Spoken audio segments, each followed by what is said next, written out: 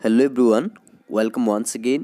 Today we will discuss a beautiful poem, An Arrow and the Song. This poem was written by Henry Wordsworth Longfellow. ছাত্ৰ ছাত্ৰীসকল আজি আমি lesson 3 Assam জাতীয় বিদ্যালয় পাঠ্যপুথিৰ the arrow and the song কবিতাটি অসমীয়াত আলোচনা কৰিম। ভিডিঅ'টো প্ৰথমৰ পৰা শেষলৈকে চাবা। যদি প্ৰথমবাৰৰ বাবে চেনেললৈ আহিছে তেতিয়া চেনেলটো ছাবস্ক্ৰাইব কৰি ল'বা আৰু কাষতে থকা বেল আইকনটো প্ৰেছ কৰি ল'বা। চোৱা the arrow and the song. Arrow মানে হৈছে কাৰ মানে হৈছে তীৰ আৰু ছং মানে গান। সকলোৱে জানাই। আমি কবিতাটি পঢ়াৰ পিছত এই কবিতাটিৰ যি সাৰাংশ আছে মানে মেইন বিষয়বস্তু আছে সেইখিনি আলোচনা কৰি দিম। কবিয়ে কৈছে I shot an arrow into the air. মই মুকলি আকাশলৈ এটি এৰো মানে হৈছে মানে তীৰ মাৰি পঠাইছিলোঁ। I shot an arrow into the air. মই মুকলি আকাশত এটা মাৰিছিলোঁ। It fell to earth I knew not where. এইটো পৃথিৱীতেই ক'ৰবাত পৰিছে সেইটো কবিয়ে নাজানে। সেই তীৰটো ক'ত গৈ পৰিছে সেইটো কবিয়ে নাজানে। For so' swiftly it flew. এইটো বহুত বেগাই। চুইফটলি মানে হৈছে প্ৰায় স্পীডত উৰি গৈছিল। The sight could not follow' it in its flight. চাইট মানে দৃষ্টিশক্তিয়ে কবিৰ দৃষ্টিত এইটো কভাৰ কৰা নাছিল কাৰণ এইটো বহুত স্পীডত গৈছিল, বেগাই গৈছিল। The sight could not follow' it in its flight. ইয়াৰ যি উৰণ সেইটো কবিৰ চকুত কেপচাৰ হোৱা নাছিল। Next let us move on to the second stanza. I breathed a song into the air. মই এটি গান এৰিছিলোঁ ক'ত? মুকলি আকাশত। মুকলি আকাশত মই এটি গান গাইছিলোঁ। It fell to earth. এইটো পৰিছিল ক'ত? পৃথিৱীত। I knew not where. এইটো ক'ত পৰিছিল সেইটো মই নাজানো। ফৰ হৌ হেজ চাইট চ' কিন এণ্ড ষ্ট্ৰং।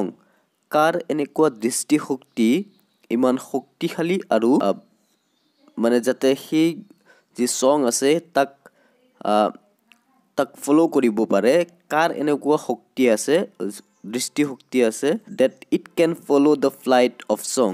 যে এই গানৰ যি উৰণ সেই গানৰ উৰণক কোনে কেটচ কৰিব পাৰিব, সেইটো কাৰ এনেকুৱা শক্তি আছে কবিয়ে প্ৰশ্ন কৰিছে। Both the stanza the poet actually mean that. দুয়োটা ষ্টেঞ্জাতেই কবিয়ে বুজাব বিচাৰিছে যে ইয়াত চোৱা এটাত এৰো আছে আৰু এটাত ছং আছে। এৰো মানে হৈছে কাৰ আৰু ছং মানে হৈছে ইয়াত গান। ইয়াত কিন্তু এৰো মানে যিহেতু মানে তীৰ, কিন্তু ইয়াত মানুহৰ বেয়া আচৰণৰ কথা উল্লেখ কৰিছে। বেয়া শব্দ, তাৰপিছত দয়াশীল মানুহ, এনেকুৱা টান শব্দ ইত্যাদি কথাবোৰ ইয়াত উল্লেখ কৰিছে। তাৰপিছত এনেকুৱা কথাক ৰিপ্ৰেজেণ্ট কৰিছে। নেক্সট যোনটো ছং মানে যোনবোৰ ভাল কথা, ভাল আচৰণ, নম্ৰতা, ভদ্ৰতা এনেকুৱা গুণৰ কথা উল্লেখ কৰিছে দুয়োটা ষ্টেঞ্জাতেই। তাৰপিছত লেটছ মুভ অন থাৰ্ড ষ্টেঞ্জাৰ। Long afterward. বহুদিন পিছত in an oak I found the এৰো।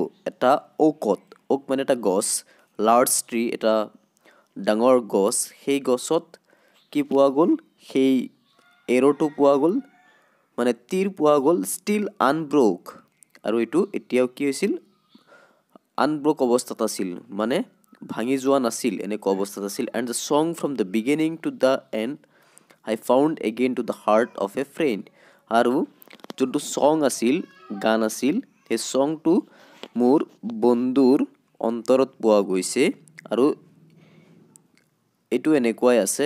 ইয়াৰ দ্বাৰা আমি কি বুজি পাইছোঁ? যোনবোৰ সমাজত আমাৰ চাৰিওফালে থকা মানুহবোৰ, কিছুমান ভাল আচৰণৰ মানুহ আছে, কিছুমান বেয়া আচৰণৰ মানুহ আছে। আমি ভাল কথাবোৰ কওঁ, বেয়া কথাবোৰো কওঁ। ঠিক তেনেদৰে ভাল কথাবোৰ বা ভাল আচৰণ বা নম্ৰতা গুণবোৰে মানুহে সদায় মনত ৰাখে।